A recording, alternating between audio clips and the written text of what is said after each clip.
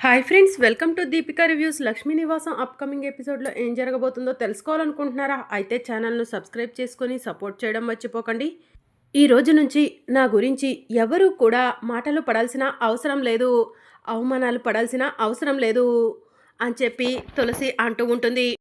అంటే ఏంటి, ఖుషిని వదిలిపెడుతున్నావా అని చెప్పి బామ్మ అడుగుతూ ఉంటుంది. ఖుషిని వదిలిపెట్టను, ఖుషి ఎప్పటికీ నాతోనే ఉంటుంది అని చెప్పి తులసి అంటుంది. అయితే నువ్వు ఇంట్లో నుంచి బయటికి వెళ్ళిపోతున్నావా అని బామ్మ అడుగుతూ ఉంటుంది. అవును, నేనే వెళ్ళిపోతాను అని చెప్పి తులసి రూమ్లోకి వెళ్ళబోతూ ఉండగా సేనయ్య లక్ష్మి తులసి దగ్గరకు వెళ్ళి, అమ్మ తులసి, ఖుషిని కంటికి రెప్పలా మేం చూసుకుంటామమ్మా, నువ్వు సిద్ధుని దూరం చేసుకోవద్దమ్మా, సిద్ధులంటి మంచి భర్త నీకు దొరకటం నీ అదృష్టమమ్మా అని చెప్పి చెప్తూ ఉంటారు. లేదమ్మా, ఖుషి ఎప్పటికీ నాతోనే ఉండాలి అని చెప్పి తులసి రూమ్లోకి వెళ్తుంది. తులసి, నా గురించేనా ఈ గొడవలన్నీ అని ఖుషి అడుగుతూ ఉంటుంది. లేదమ్మా, నీ గురించి కాదు అని చెప్పి తులసి చెప్తూ ఉంటుంది. సారీ తులసి, నా వల్ల నువ్వు ఈ ఇంటికి దూరం అవుతున్నావని అమ్మమ్మ వాళ్ళు మాట్లాడుకుంటుంటే విన్నాను అని ఖుషి చెప్తూ ఉంటుంది. లేదమ్మా ఖుషి, అదంతా నా తలరాత అని చెప్పి తులసి ఖుషిని హగ్ చేసుకొని ఏడుస్తూ ఉంటుంది. తులసి, ఏడవకు తులసి, నువ్వేడుస్తుంటే నేను చూడలేవను తులసి అని చెప్పి ఖుషి అంటూ ఉంటుంది. ఇక తులసి కళ్ళ వెంట నీళ్లను తుడుచుకొని లగేజ్ని సర్దుకుంటూ ఉంటుంది. ఇక మరోవైపు సిద్ధు బాధపడుతూ ఉంటాడు. అమ్మయ్య, ఈ రోజుతో ఈ ఇంటికి పట్టిన తులసి గోల వదిలిపోతుంది అని కనిష్క మనసులో అనుకుంటుంది. తులసి ఇంట్లో నుంచి వెళ్ళిపోగానే సిద్ధుకి నేను దగ్గరవ్వాలి, త్వరలోనే సిద్ధు తనంతట తాను నా మెడలో తాళి కట్టేలా చేసుకుంటాను అని కనిష్క మనసులో అనుకుంటూ ఉంటుంది. ఇక మరోవైపు తులసి లగేజ్ సర్దుకొని కిందికి వస్తుంది.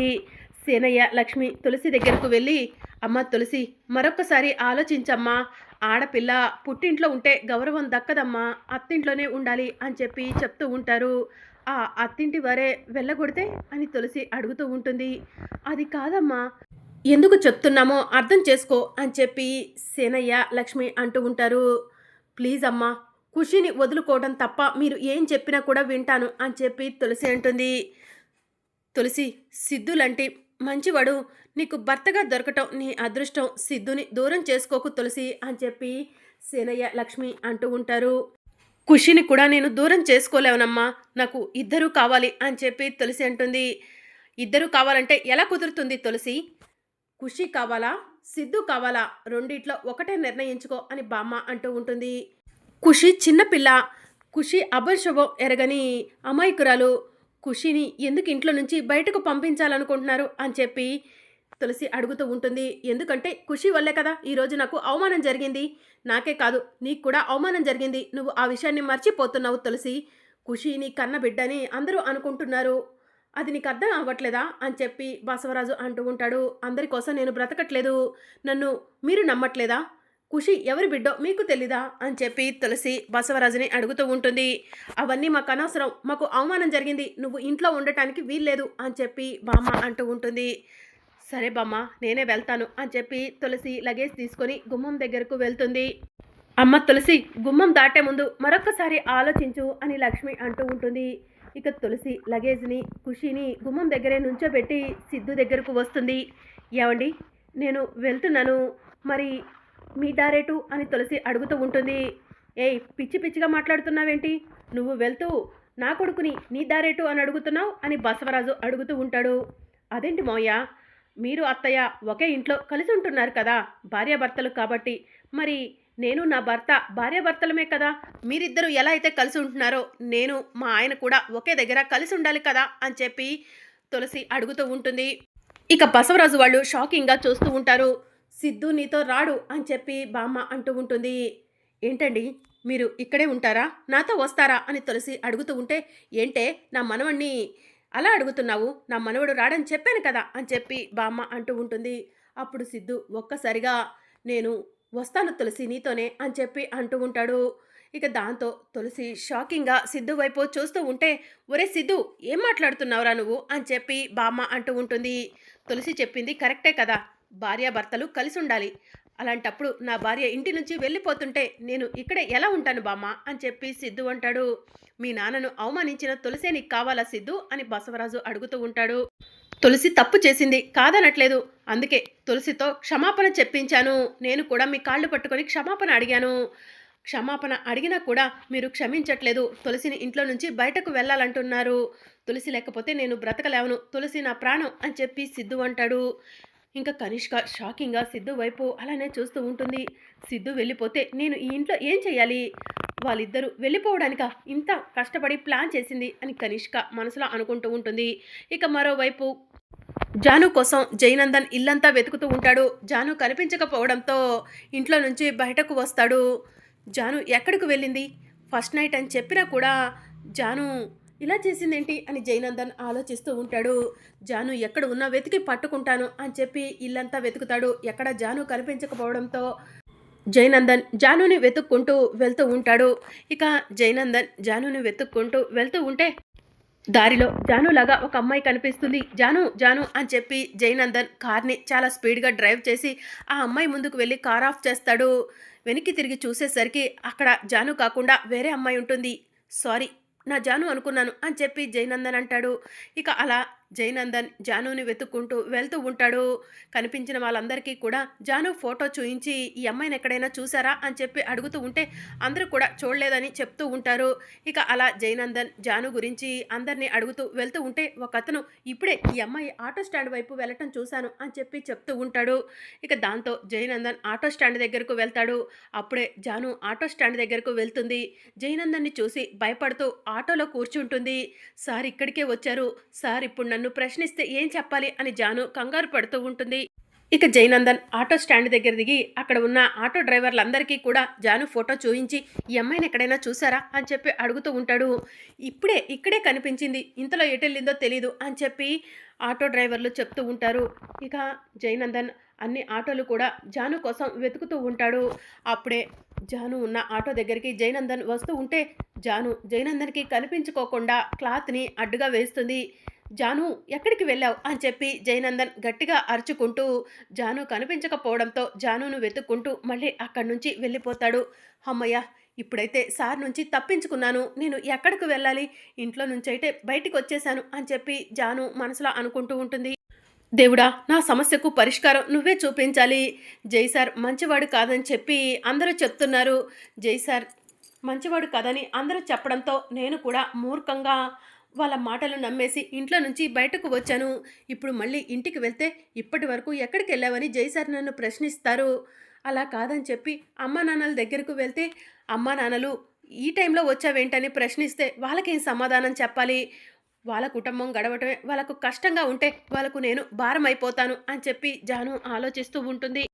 దేవుడా, భాగ్యం మాటలు విశ్వ మాటలు వినేసి జైసార్ నుంచి దూరంగా వచ్చాను, తప్పు చేశానా అని చెప్పి జాను ఆలోచిస్తూ అలా రోడ్డు మీద నడుచుకుంటూ వెళ్తూ ఉంటుంది. మరోవైపు జయనందన్ జాను జాను జాను ఎక్కడున్నావు జాను? అసలు నువ్వు ఇంట్లో నుంచి బయటకు వెళ్లాల్సిన అవసరం ఏంటి జాను అని చెప్పి జయనందన్ ఆలోచిస్తూ వెళ్తూ ఉంటాడు. ఇక మరోవైపు బసవరాజు, ఒరే సిద్ధు, నాకంటే నీకు ఆ తులసే ఎక్కువైందా అని చెప్పి అడుగుతూ ఉంటాడు. అవును నాన్న, నాకు నా భార్య కావాలి, మీరు కావాలి అని చెప్పి సిద్ధు అంటాడు. ఇద్దరిలో ఎవరు కావాలో తేల్చుకో సిద్ధు అని చెప్పి బసవరాజు అంటూ ఉంటాడు. నాకు తులసి కావాలి నాన్న, తులసి లేకపోతే నేను బ్రతకలేవను అని చెప్పి సిద్ధు అంటాడు. ఏంటి నాన్న చెప్పండి, తులసిని ఇంట్లో ఉండమంటారా? తులసిని నన్ను కలిపి ఇంట్లో నుంచి వెళ్ళిపోమంటారా అని చెప్పి సిద్ధు అడుగుతూ ఉంటాడు. ఒరే బసవా, వీడికి ఆ తులసే ఎక్కువ అంటున్నాడు కాబట్టి వీడిని ఇంట్లో నుంచి బయటకు గెంటేరా అని చెప్పి బామ్మ చెప్తూ ఉంటుంది. మీకు అంత శ్రమ వద్దులే బామ్మ, నేనే వెళ్ళిపోతాను, రా తులసి వెళ్దాం అని చెప్పి సిద్ధు తులసిని తీసుకొని ఇంట్లో నుంచి బయటికి వస్తూ ఉంటాడు. మావయ్య, సిద్ధు వెళ్ళిపోతున్నాడు మావయ్య, వెళ్ళి ఆపండి మావయ్య అని కనిష్క అంటూ ఉంటుంది. అమ్మ కనిష్క, వాడికి మనం అవసరం లేనప్పుడు వాడు మనకు అవసరమా అని చెప్పి బసవరాజు అంటాడు. లేదు మావయ్య, సిద్ధు నాకు కావాలి, నేను సిద్ధు కోసమే కదా ఈ ఇంట్లో ఉంటుంది, సిద్ధు లేకపోతే నేను ఇంట్లో ఉండి ఏం ఉపయోగం మావయ్య అని చెప్పి కనిష్క అడుగుతూ ఉంటుంది. అమ్మ కనిష్క ప్లీజ్ అమ్మా అని బసవరాజు అంటూ ఉంటే, నేనే మిమ్మల్ని బ్రతిమలాడుతున్నాను మావయ్య, మీ కాళ్ళు పట్టుకుంటాను, ఎలాగైనా సరే సిద్ధుని ఆపండి అని చెప్పి కనిష్క అంటూ ఉంటుంది. ఇక తులసి, సిద్ధు, ఖుషి ముగ్గురు కలిసి గుమ్మం దాటబోతూ ఉండగా సిద్ధు అని చెప్పి బసవరాజు పిలుస్తాడు. దాంతో సిద్ధు అక్కడే ఆగిపోతాడు. ఇంకా బసవరాజు, సిద్ధు, తులసి కుషీల ముందుకు వెళ్ళి మీరు వెళ్ళటానికి వీల్లేదు అని చెప్పి అంటూ ఉంటాడు. అదేంటి నాన్న ఇప్పుడే కదా వెళ్ళిపోమన్నారు అని చెప్పి సిద్ధు అంటాడు. ఒరే సిద్ధు, నీకు మేము అక్కర్లేదేమో కానీ నువ్వు మాకు కావాలరా. నువ్వు లేకపోతే మీ అమ్మ విలవిల్లాడిపోతుందిరా. నువ్వు ఆ తులసి కోసం వర్షంలో రాత్రంతా ఉంటే పాపం విశాలాక్షి ఎంతలా ఏడ్చిందో నాకు మాత్రమే తెలుసురా. విశాలాక్షిని బాధ పెట్టడం నాకు ఇష్టం లేదు. అందుకే విశాలాక్షి కోసమైనా నిన్ను ఉండమంటున్నాను అని చెప్పి బసవరాజు అంటాడు. మరి తులసి నానా అని సిద్ధు అంటూ ఉంటాడు. ఇక బసవరాజు ఏం మాట్లాడు. ఏంటి నాన్న, తులసి ఈ ఇంట్లో ఉంటేనే నేను ఉంటాను. తులసిని నన్ను కలిసి ఉండమంటే చెప్పండి, తులసిని తీసుకొని ఇంట్లోకి వెళ్తాను అని చెప్పి సిద్ధు అంటాడు. మీ ఇష్టం వచ్చింది చేసుకోండి అని చెప్పి బసవరాజు కోపంగా లోపలికి వెళ్ళిపోతాడు. బసవరాజు వెనకే బామ్మ కూడా వెళ్తుంది. తులసి రా తులసి ఇంట్లోకి వెళ్దాం అని చెప్పి సిద్ధు తులసిని తీసుకొని వెళ్తూ ఉంటాడు. ఇక అప్పుడే లక్ష్మి, సేనయ్య సిద్ధు అని చెప్పి పిలుస్తూ ఉంటారు. ఏంటక్క అని సిద్ధు అడుగుతూ ఉంటాడు. మేము ఎంత కష్టపడ్డా కూడా నీలాంటి భర్తను తులసికి తీసుకురాలేపోయేవాళ్ళం సిద్ధు. తులసి అదృష్టమో మా అదృష్టమో తెలీదు, నువ్వు భర్తగా దొరికావు అని చెప్పి లక్ష్మి అంటూ ఉంటుంది. అయ్యో అక్క, తులసి అదృష్టం మీ అదృష్టం అనుకోకండి. తులసి నాకు భార్యగా దొరకటం నా అదృష్టం అని చెప్పి సిద్ధు అంటాడు. లేదండి, మీరు నాకు దొరకటమే నా అదృష్టం అని చెప్పి తులసి అంటుంది. మీరు ఎన్నోసార్లు నాకు దగ్గర అవ్వాలని చూశారు, కానీ నేను మిమ్మల్ని ఎప్పటికప్పుడు దూరం పెడుతూనే ఉన్నాను. మీ మంచి మనసు ఏంటో ఈరోజే నాకు అర్థమైంది. నా కోసం నీ తండ్రి కాళ్ళు పట్టుకున్నారు. నా కోసం మీ ఇంట్లో వాళ్ళందరినీ ఎదిరించారు. నిజంగా మీరు నాకు భర్తగా దొరకటం నా అదృష్టం అండి. నేను చేసిన తప్పుకు నన్ను క్షమించండి అని తులసి సిద్ధు కాళ్ళ మీద పడి క్షమాపణ అడుగుతూ ఉంటుంది. అయ్యో తులసి, నువ్వు నన్ను క్షమాపణ అడగటం ఏంటి, లే అని చెప్పి సిద్ధు కాళ్ళ మీద నుంచి పైకి లేపుతాడు. ఇక దాంతో తులసి సిద్ధుని గట్టిగా హగ్ చేసుకుంటుంది. సిద్ధు, తులసి మీరిద్దరూ ఎప్పుడు ఇలాగే సంతోషంగా ఉండాలి అని చెప్పి సేనయ్య, లక్ష్మి అంటూ ఉంటారు. తులసిని సంతోషంగా చూడాల్సిన బాధ్యత నాది. తులసిని సంతోషంగా ఉంచుతానక్క. నా పైన నమ్మకంతో మీరు బయలుదేరండి అని చెప్పి సిద్ధు అంటాడు. చాలు సిద్ధు, మాకు భరోసా వచ్చేసింది అని చెప్పి లక్ష్మీ, సేనయ్య అంటూ ఉంటారు. ఈ తులసి ఈ ఇంట్లో నుంచి బయటకు వచ్చి ఉంటే గనక నాకు సెకండ్ ఫ్లోర్ వేసుకోవడానికి కూడా ఆ బసవరాజు డబ్బులు ఇచ్చి ఉండేవాడు. నా ప్లాన్ అంతా వేస్ట్ అయిపోయింది అని చెప్పి సంతోష్ మనసులో అనుకుంటూ ఉంటాడు. మరి అప్కమింగ్ ఎపిసోడ్లో ఏం జరగనుందో తెలుసుకోవాలనుకుంటున్నారా? అయితే ఛానల్ను సబ్స్క్రైబ్ చేసుకొని సపోర్ట్ చేయడం మర్చిపోకండి. Thank you for watching.